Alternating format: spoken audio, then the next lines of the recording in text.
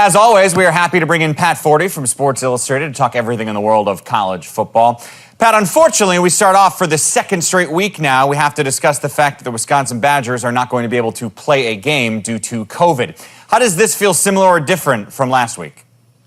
Well, I guess it's less of a shock, but also more of a reality check, Mike, is that we've seen around the sport that a 1-week COVID issue becomes a 2-week COVID issue. That, these things, it's very difficult to contain to 1 week in terms of having players get healthy, get through a testing protocol, and be ready to play. Staffers as well, and get your population positivity rate down to where it needs to be. So, really feel sorry for the Badgers because it's a very promising start, and we just don't know where it's going to go from here. And the big thing is, if this becomes a 3-week problem, then their chances of winning a championship are virtually gone, given what the rules the Big Ten set up. So they have no margin for error anymore. And, you can certainly lose an edge sitting out as long as they did. You first and foremost hope everybody's getting through this in a healthy manner.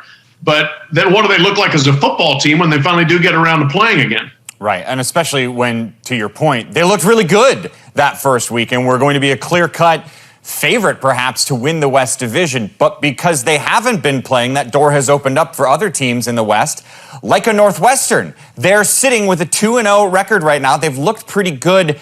Is their success and their turnaround compared to last year becoming a national story?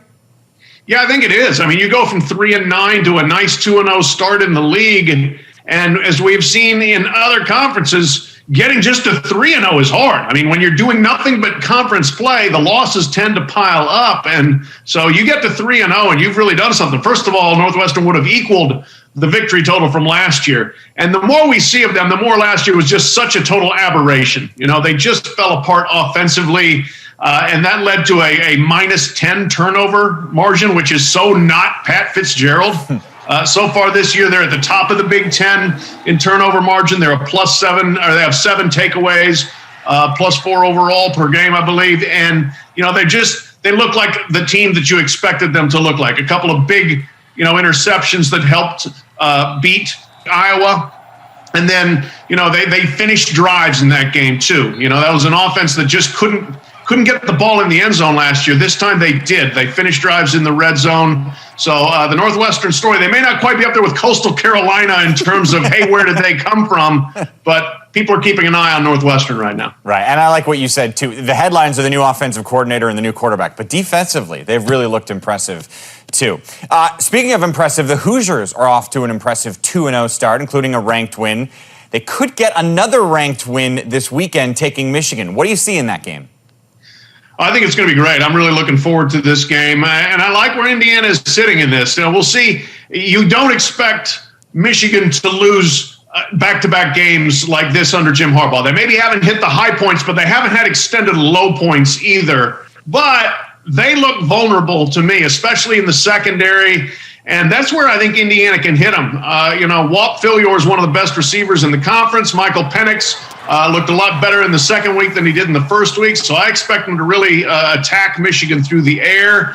And if you're Indiana, you got to be pretty darn excited. First of all, you have a win over a top 10 team for the first time since 1988. You haven't beaten Michigan since 1987. You go into this game with a chance, and if you pull this off and you're 3-0, wow, dare to dream. All hopes could be on the table at that point. Yeah, pretty exciting time to be a Hoosier fan.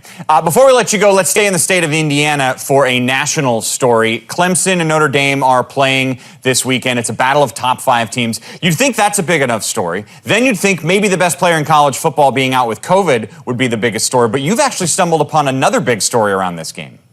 Yeah, an interesting story we had this week at Sports Illustrated, Mike, and a game that I'm going to attend, and I'm going to be watching the sidelines for this because, lo and behold, I found out that Clemson is widely considered to be the best in the country at stealing the other team's play signals. So when you're seeing the backup quarterback signaling, signboards being held up, things like that, signaling in plays, well, Clemson's on the other side of the field decoding those. And Brent Venables, the defensive coordinator, is making calls to counteract what he thinks is coming.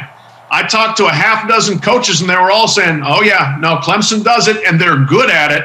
I asked Brian Kelly on Thursday, and he definitely gave me a knowing kind of chuckle and said, yeah, we've lived it, which probably goes back to when they were trounced by Clemson in the college football playoff a couple years ago, and we'll be prepared for it. How do they do that? Maybe a huddle so that you're not doing as much signaling. Maybe you have plays on the wristband for the quarterback.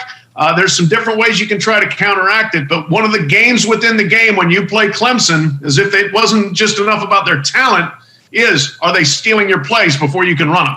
New age college football with a hint of old school baseball tactics. Love it. Pat Forde, always great talking to you. Thanks, man. My pleasure. Thank you.